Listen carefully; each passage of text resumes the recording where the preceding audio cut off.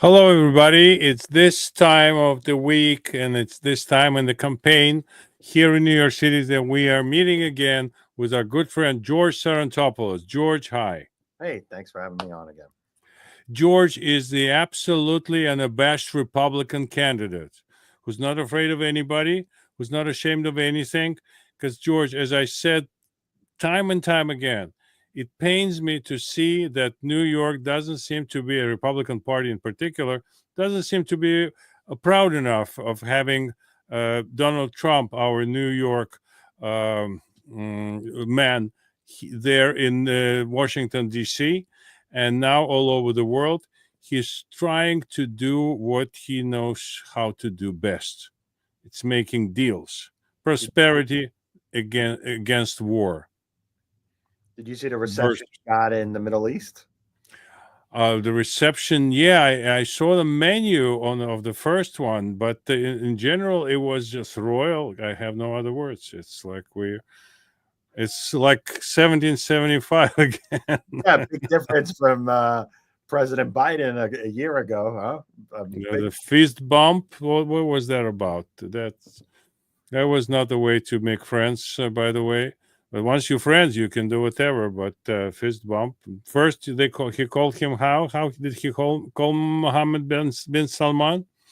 Like a killer, murderer. What was this favorite word to Something make like friends? Dennis, something like that. It was, but big difference, with Trump over there. I mean, hell, he got even an airplane from them. Yeah, that's interesting. This airplane story, it doesn't seem to be over yet, and we'll talk about it next time, hopefully.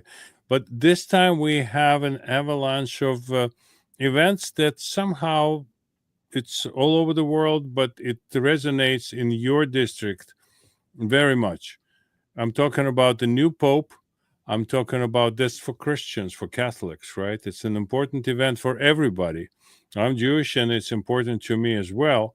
And he seems to be a right man for the job. And I say right very judiciously. He's a Republican who voted in the primaries, and he didn't vote for Donald Trump, though. But it seems to be something that that's why he got why he got this job. So it's a kind of a olive branch, so to speak, right? Mixing the times and metaphors, extended to the United States. So there was no misunderstanding, no daylight between Vatican and the United States. And also we have the Middle Eastern change. And I wanted to hear your take on. You are in a very multicultural. What was my English today? Multicultural area district. Whatever you call it, there are different people, and there's a big, a big Muslim population there. And the Democrats, they cannot root for Donald Trump, and scary the Republicans do not root for Donald Trump. But you're as fearless as you are. You can say a few words. How do you see it as resonating in your district or your Well, own? look, everyone definitely, and I don't want to pivot purposefully. Obviously, everyone is talking about Trump. What's Trump doing? What's Trump doing in the Middle East? How did Trump pull off getting a free airplane? How they would do it even better than him, right? They Yeah, know. like I mean, everyone talks about Trump at the dinner table.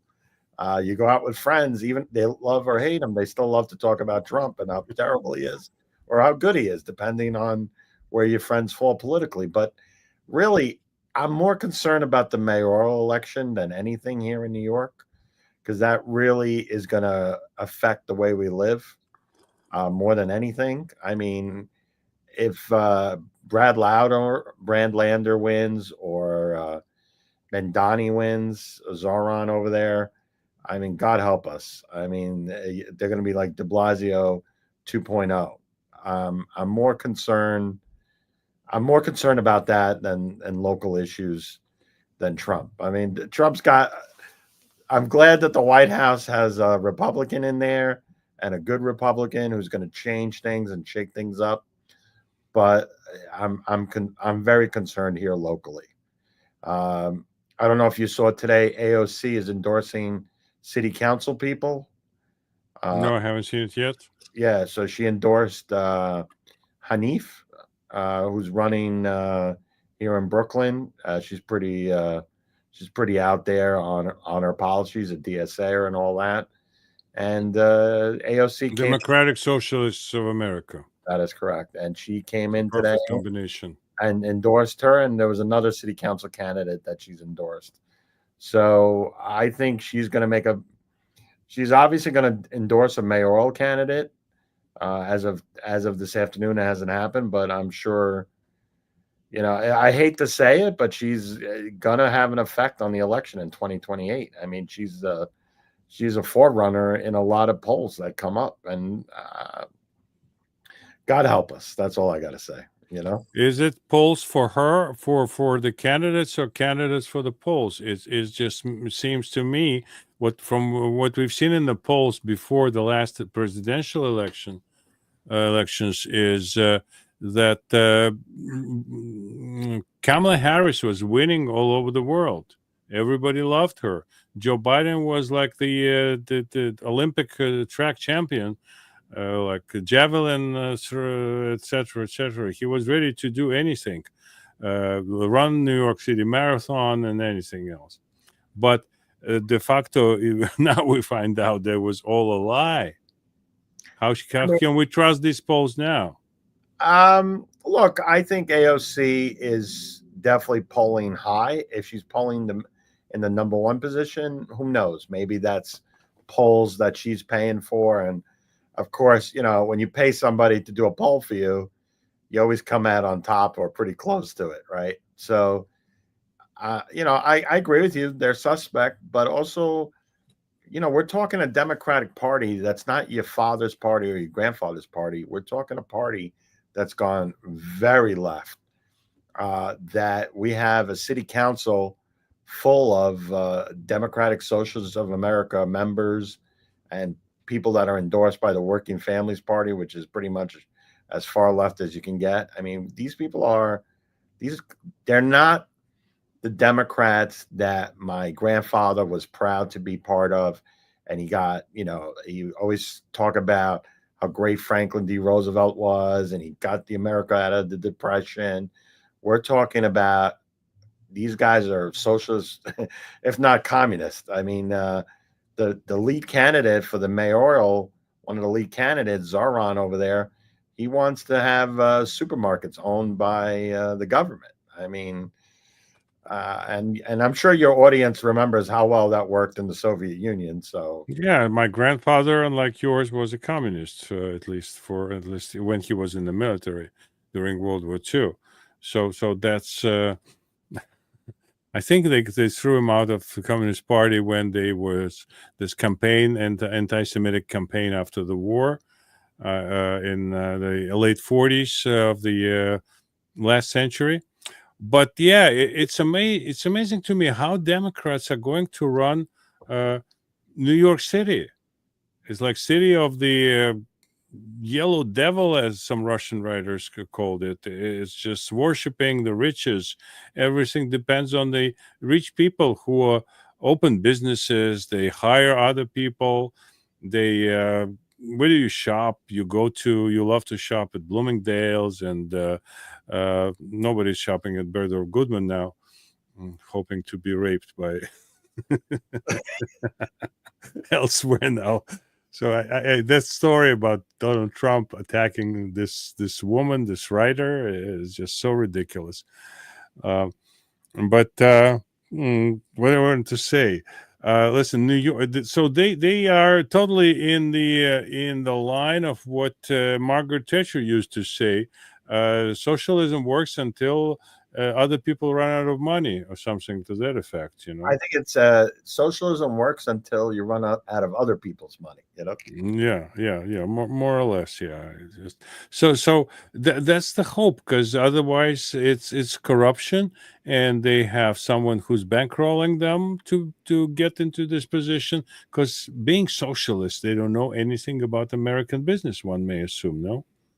Listen, Greece, I'll give Greece as an example because I know it well. I've spent a lot of time there traveling with my family. Hmm. I just remember, they say, well, you have free health insurance, right? It's great, right? But the reality is, when you go to Greece and you need health insurance and you need to get care, you have to pretty much have we call it the envelope system in Greece. You have to put money in an envelope and make sure if your family member gets sick, you have envelopes to give to all the staff there. If not, your family member, your grandfather or father, whoever's over there on the other side, your mother, they're going to die because they're not going to get the care they need. Even though they have a socialized medical system, it's not, it doesn't really deliver results. I mean, as I told you, the last time we spoke, I went through a pretty tough cancer battle. I can't imagine coming out of it on top in a socialized medical system. I mean, thank God I had good insurance and I went to a good hospital. And, I understand that some people don't have a choice. They can need government health insurance. I get that. I totally hear that. But the point being is, socialized sounds good on paper, but never really delivers. Trust me, to me, it doesn't sound good on paper either. And I understand. I spent almost 30 years in this country already now. I live here for 30 years. It's time well spent. I must say. Certain things I could do better. But nevertheless, and I realized that as we who came from the socialist past, from communist past, we have such a deep distrust for things in our lives, starting from the government, and that's some Americans have it as well, thank God. And the same thing in New York, but in the same vein, in New York, people have mm, such a fatal, I would say, attraction to socialism. And this is a deep tradition of old socialist movements here, be it Irish, be it Italian, be it Jewish, be it Russian. There's a big tradition of socialist resistance to capitalists, to the bloodsuckers, etc., etc. But we cannot exist one without the other. I'm sorry to say, people. Well, I think in the country, we live in the most socialist city in the country, right? I mean, New York can provide you from housing to health insurance to healthcare. I mean, but yet the cost of living here is probably one of the most expensive in the country. You would think, Yeah. this great system that we would build would make it more affordable for New Yorkers to live here, but it's getting tougher and tougher. Look, people don't leave New York because there's a disaster and people have to leave. It's death by a thousand cuts. It's they step on urine on the train. Their car got stolen, or part of their catalytic converters got stolen. They're getting package theft. There's too many taxes, and they just add up. And after a while, people just give up and they move out of the city. And that happens every day. It's not one big disaster. It's like I said, it's death by a thousand cuts. Yeah, and it's about to become the main industry of New York.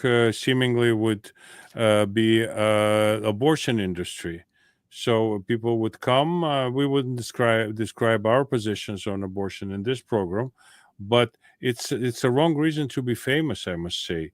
If everything goes bad in the state, except for the abortion services, then we're doing something not exactly right, I must say, because we don't even grow the population this way. But yeah, that's unfortunately politics playing with private matters of our citizens, and that has to stop. People have to get busy doing business. And how to facilitate this when you become a city council member, I would love to hear from you. How do you think we should develop the businesses? Some are gone forever, but some could be brought back. The label "Made in New York" is still standing for something. Look, New York is great at being a creative city, a city. We're never going to become like a manufacturing city, or we're going to build cars in the middle of Queens. That's never going to happen. But what really makes the It was city Ocasio-Cortez, that's for sure. well, yeah, well, she would probably kill it for, she would kill it because for whatever reason, right? They're not, Windmills, maybe. yeah, windmills and green energy, but we can build the future here in the city. I'm confident. I'm a business owner. I've I don't I've done businesses for 20, 30 years. Actually, even more than that. I mean, I was started my first business when I was a teenager. I know how to run an organization. I know how to deal with different people from different backgrounds. And both of my opponents, even on the Republican side and even on the Democratic side, I mean, God bless them, but I don't think they have the experience, the depth of experience that's necessary, the kind of business experience to make our city prosperous again. And I think being part of the city council, it'd be good to have a business owner there, somebody who understands what it takes to make a payroll, to to make sure the books work, to make sure I'm compliant with all the government regulations. I don't think the average city council member today understands what it means to run a business. I mean, they'll come, they'll do the ribbon, right? They'll cut the ribbon. Oh, this new business opened up. But do they follow up in a year and say, hey, I know you opened up a new restaurant. How are things going? How can we help? I don't think I don't think we have much of a city council that's doing that today. So my business experience, I believe, makes me a little bit different there, as opposed to, hey, let's put another party person in there who's been with the party for 20, 30 years and they know how to kiss ass. We need to have people there. You That cannot say it once you get elected. You're not a Democrat to I'm going to say it on the curse a regular. lot. I will say it on the regular. I'm not going to all of a sudden censor myself. I will. I'm saying, I will just speak kidding. up to people, and I'll do whatever I need to do to, and if I get in trouble once in a while, I don't care. I need to, somebody's got to stand up and fight and yell and scream a Sure. little bit too. Listen, I looked at your X page on X.com, formerly known as Twitter, and you're concerned with a lot of things that's going on, and not too many people seem to pay attention to that publicly. Yes, we don't like it, but we don't talk about it because it seems to never go away. Like the garbage is piling up. Wherever in the plain view or tucked behind something, and people dispose of old tires in the streets, and that's Well, one look, problem. Out I of control, totally. I see. Obviously, when you walk the district, the number one issue is crime, safety, and whatever. I would say the second issue is affordability. Hey, I can't. I hear whispers. When you go into a building, you hear the elevator. Oh, I don't know if I can make the rent this week, or my God, look at the prices at the supermarket. But I would say the two issues after that are the local issues. People, the e-bikes, scooters, they're out of control. They don't really follow the rules. We don't really know. Transportation alternatives, which is this big lobbying group, which your audience might not know, but is funded by Uber. They're always pushing e-bikes and scooters and all kinds of other transportation. But most New Yorkers, I'd say a good majority of them are on the subway or the buses. And if that's not an option for them, they have a small automobile that they try to keep going. But especially in this South Brooklyn, there's a lot of people that are drivers in this community. But anyway, the point being is people are dumping off the side of the road. Those e-bikes are out of control. A noise, I'm hearing a lot. Petty theft, package theft, I'm hearing a lot about that. Yeah, that's on the rise for sure. If I get elected, I'm going to make sure we have a task force out there that's really focused on package theft, because it's not addressed. It's annoying. The average consumer, he gets his package the next day replaced. But after a while, that cost that Amazon loses, or whatever company is sending a package to your home, is actually the consumer is paying that in the end. Of course. And it's eventually what happens is, like Rite Aid the other day decided they're going to close all their stores in New York. If package theft and all these little petty crimes continue, after a while, a business will say, you know what? I don't want to do business in New York. It's just not. I'm not comfortable there. They're not really protecting my interests. And after a while, they'll decide to shut down in New York, and all those jobs are gone, or they're outsourced, even worse. And those jobs are gone in New York.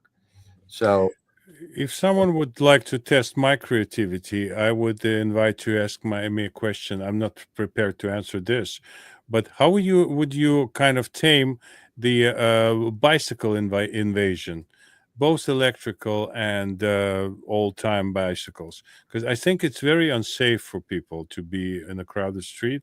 It's bad for business. Bike lanes, to me, it's like a mild catastrophe. For a lot of people got used to that, but basically it's very unhealthy. How to deal with that? Can you think out well, loud yours? bicyclists are going to have to follow the rules of the road. They're going to have to stop at red lights, stop at stop signs, not drive on sidewalks. I mean, we're building all these bike lanes all over the city, right? But I still see bikes on sidewalks. I mean, and I think if you break the rules and it's continuous, you should get a criminal offense. I mean, if I continuously blow red lights in my in my car, after a while they're going to lock me up. I mean, they should be held to the same standards if they're going to be part of the road, and we're going to invest in bicycle lanes and all this other nonsense, which I'm sorry, they're a little bit too much now. Uh, I think they need to follow the rules of the road like everybody else. Yeah, line on the asphalt is one thing, right? On the pavement, but when they start building around it, some bollards and protective islands for people to wait until either a car or a bicycle would cross the road, etc., etc. It becomes an absolutely unnecessary piece of architecture, and people who come and who don't know the street, they can easily hit this safety aisle. How they call it? Safety island, I guess it's the name, where people can wait till the traffic goes by, and yeah, you have to take a certain lane to make a turn, etc., etc.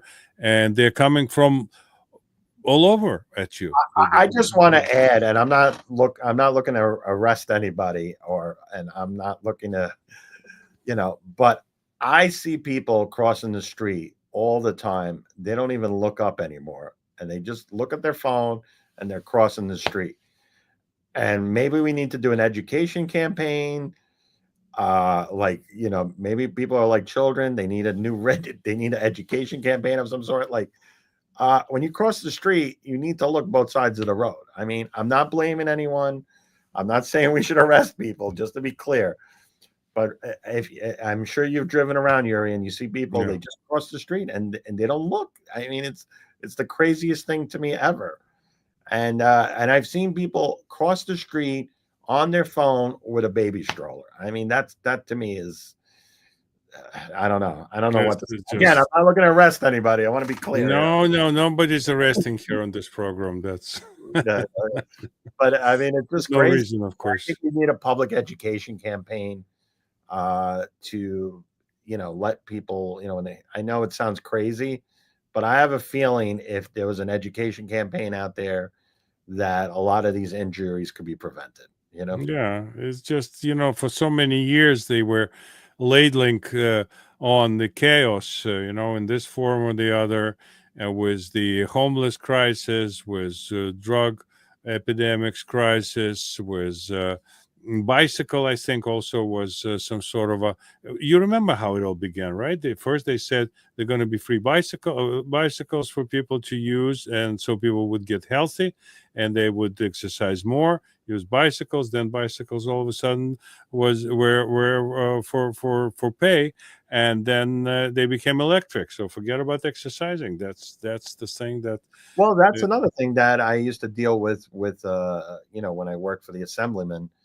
The big gripe was the e-bikes and these batteries that would catch fire in the middle of the night, and boom, you have a building that's on fire in the middle of the night because there's a bunch of e-bikes parked in the main floor. New York is such a difficult place and at the same time very easy place. and it's very challenging to try and put in order certain things, at least if not the whole thing. But you have to be very sensitive to the initiatives that people have to try and kind of not exactly control, but talk to people whose initiatives are not well thought through, I would say, right? Well, look, Mildly. But some people come with genius ideas. I'm sure I have to yet to see them. But there may be some great ideas on how to keep New York what New York is for everybody, and at the same time to make it cleaner. And I must say that nobody better did it better than Rudy Giuliani when he was the mayor, at least in terms look. of crime.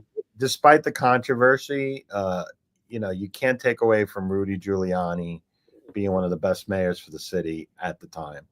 And then that combination, some of my Republican friends are going to be a little upset, but Mike Bloomberg was a pretty good mayor right after. I think it was the 1-2 combination. Riding on the coattails. Of He's course, not a human person. I think Giuliani did the work of cleaning up the city, getting the crime under control. And then Bloomberg, I think, brought investment and real money to be poured into the city to create some prosperity. That combination, I think, really changed the city. And I think we're still living off of that. Despite de Blasio's best efforts to destroy that, I think we're still benefiting from the Giuliani Bloomberg years. Yeah, of course. One was very courageous and trying to do impossible things, and Mayor Bloomberg was also very courageous, and he picked up the challenge and he improved in a way on what was left to him. But we have no kind of way to control this alternation between the mayors. We have no billionaires standing in line to take the scepter of mayor of New York. Well, we're going to have 5 people running for mayor, I think I'm predicting. Any one Uh, of them a billionaire? no, not that I mean, listen, not that I know of, not that I know of. I think de Blasio became a billionaire after. No, I'm just kidding. I'm kidding. No, But there's definitely money missing there, right? I don't But see it in his eyes. I've seen him on TV. He doesn't look. but There's- we have we're gonna have Como, we're probably gonna have Zoran, we're probably gonna have Adams, we're gonna have Sliwa, and we're gonna have the guy you interviewed the other day, Jim Walden. yeah. So I think it's going to be that ballot's going to look like that, and everyone's running on their own line, right? Adams is running on fight anti-Semitism and safe streets. I think Como's doing his own line. I don't know if you heard Sliwa's doing his own line. Besides Republican conservative, he's running on Save the Animals or something like that. I don't know if you saw that. I actually saw somebody here on the street here in the district collecting signatures for him for the Save the Animals line. So that ballot's going to look like this when we get it. Yeah, one squirrel also approached me recently asking to sign a petition for him. Yeah. Really? I signed, yes, of course. Like a regular good New York squirrel. So yeah, to me it's a signature. It's a challenge for someone who knows how to deal with huge businesses, who's sick and tired of seeing things going down the way they were going the last good, I don't know, 10 years maybe. So we need someone who would come and money is not like a criteria for me. I don't want billionaires in every position. I want more billionaires in this city who are concerned with. I mean, they donate, of course. They support, they fundraise for you, and they try to make you a candidate. But I'm not talking about specifically you, George. It's just something that came to my mind that it's when regular people like the candidates that we have today, more or less regular people in terms of financial opportunities and means that they have, that they want to do something for the city, they need to have support of New Yorkers and need the support of those who benefit from the city becoming more and more orderly and becoming cleaner. And I don't know what needs to happen in the heads of those who live in New York, so we would start cleaning after themselves, as I mentioned before. I've seen in Europe in so many places how people take care of the streets in front of their houses.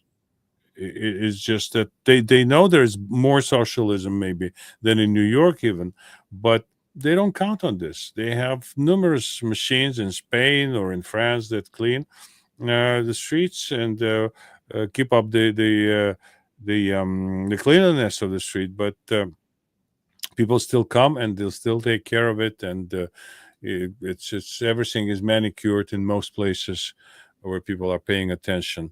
It's our city, it's our everything, we live with each other, we benefit from each other, we help each other. New Yorkers are pretty tough people, but we appreciate human warmth. And I think that this is where you can also shine, because you seem to be a person who's listening and a person who's trying to put together things so it would benefit your fellow New Yorker. Listen, I'm going to leave you with one thing. Somebody told me the other day, you need to go over and talk to this group, and you're going to tell them what you're going to do for them. And I said, I will not presume to know that group. I will go over there, and they will tell me what they need to get done, what needs to be, what does that community need. And if as a city councilman, if I can deliver it, that will be my goal. Yeah, and also if you want people to listen to you, and that's how we are built. We want big ideas. We want talk about the situation in the world and what's our place in the situation. So this is politics is a mix of things that would never enter your, so to say, realm of possibilities, right? So you talk about what's going on in Riyadh or in Gaza or whatever question is thrown at you, and at the same time you are, all politics is local, as they say. I So don't talking to the voters, most of the people, they're more concerned about, I want to make it to the supermarket. I want to make sure I don't get robbed on the way. And is the yeah, trash getting picked up? And why do I got to worry about my packages getting stolen? Or, little things like that add up and make their life either of course. difficult or easy. Yeah, and they expect your help in all those things, and you can deliver certain things. I want next time we meet, I would like you to make a list, a little bit of a list uh, regarding the funniest, the wisest things that you heard from your constituents, and describe the circumstances. If you can do this, that's my request as a New Yorker, as a Sure. Brooklynite. Can you do I, it for me? sure. Absolutely. Because Absolutely. from my experience, it's amazing, one of a lifetime experience when you approach people that you don't know, strangers, and you ask them, you introduce yourself, and they tell you Well, things well, that. well, somebody asked me to end the war in Ukraine. I said, I'm just running for city council. I don't think I can help on that. All right, next time we'll make it a conclusion for the final part, the grand finale for our next conversation. Thank you, Yuri. Thanks for having me. George, I thank you appreciate it. for coming, and thank you for running too. Thank you. I really appreciate that, Yuri. It means a lot to me.